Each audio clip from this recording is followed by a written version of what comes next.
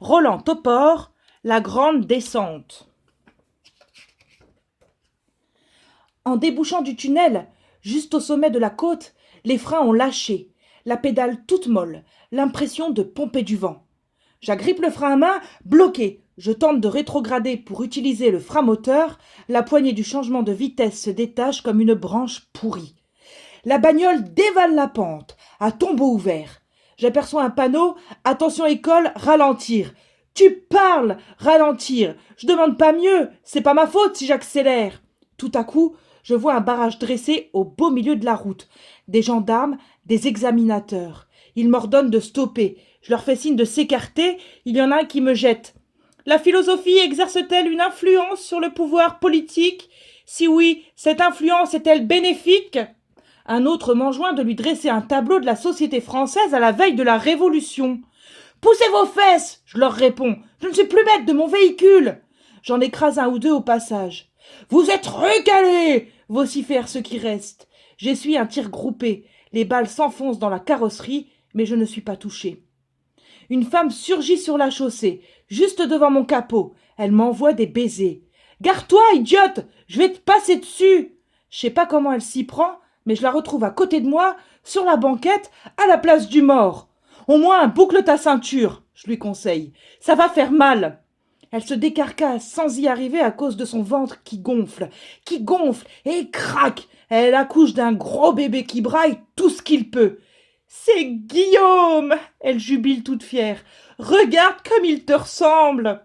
Mais j'ai trop à faire, cramponné à mon volant pour que la voiture ne sorte pas de la route. Quand je peux jeter un œil, le môme a déjà une ombre de moustache, des boutons sur la gueule, l'air sournois, et il tripote la commande de l'autoradio pour m'assourdir avec sa musique de sauvage. « Ferme ça, abruti !» je hurle. La petite vieille coincée entre lui et moi me bourre l'épaule de coups de poing. « Fiche-lui la paix! Laisse-nous vivre comme nous voulons, espèce de tyran !» Sans lâcher le volant, j'ouvre la portière à bout de bras et je les balance dehors tous les deux. « Vous pourriez pas aller un peu plus vite ?» me dit le client installé sur la banquette arrière. « Je suis pressé et on se traîne. Si vous êtes pressé, prenez le métro. » Il grommelle quelque chose de désagréable à propos des chauffeurs de taxi et il saute en marche. Bon débarras. Pour faire le point, je déplie une carte sur mes genoux. Hélas, les lignes se brouillent, les noms s'effacent. Il me faudrait des lunettes. La route descend selon un angle de plus en plus raide. La suspension est sur le point de rendre l'âme. Je m'envole de ma banquette à chaque chaos. Les pneus dérapent, le capot du coffre arrière s'ouvre, tous mes bagages s'éparpillent sur le bitume. Je repère un motard de la police dans le rétro. J'entends sa sirène, je l'entendais depuis un moment sans m'en rendre compte. Il parvient presque à ma hauteur. Sa voix domine la clameur de la sirène. « Vous n'avez pas payé vos prestations sociales. Rangez-vous sur le bas-côté ou on vous saisit tout de suite. » Par geste, je tente de lui expliquer que je n'ai plus de frein. Du coup, je fais un écart et j'expédie sa moto contre un rocher. Sa silhouette en uniforme décrit une courbe gracieuse et va s'écraser contre un panneau, descente dangereuse, accotement mal stabilisé, ralentir.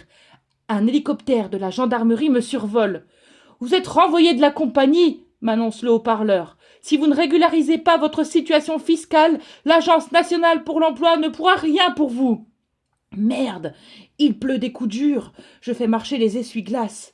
La nuit arrive, à moins que ce ne soit ma vue qui baisse. À tout hasard, j'allume les phares. Quelque chose me chatouille la nuque. J'y passe la main. Ce sont mes cheveux qui tombent. Et ils sont blancs. Tiens, je mangerais bien un bout de chocolat, je me dis en crachant quelques dents. Et puis je me souviens que lorsque j'étais tout petit, j'avais un nounours nommé Mimosa. Mes yeux s'emplissent de larmes. Pauvre Mimosa, où es-tu à présent? La poitrine me fait mal. L'air ne parvient plus à mes poumons. À la lueur des phares, j'aperçois le bout de la descente. La montée s'amorce à moins de 100 mètres. Avec un peu de chance, je vais quand même m'en tirer. Mais voilà qu'un troupeau de grandes vaches noires débouche d'un sentier, à droite, et se met à traverser. J'enfonce le poing sur l'avertisseur. Un choc terrible. Je me souviens parfaitement de ma dernière pensée. J'ai bien fait de ne pas payer mes prestations sociales. À quoi ça m'aurait servi?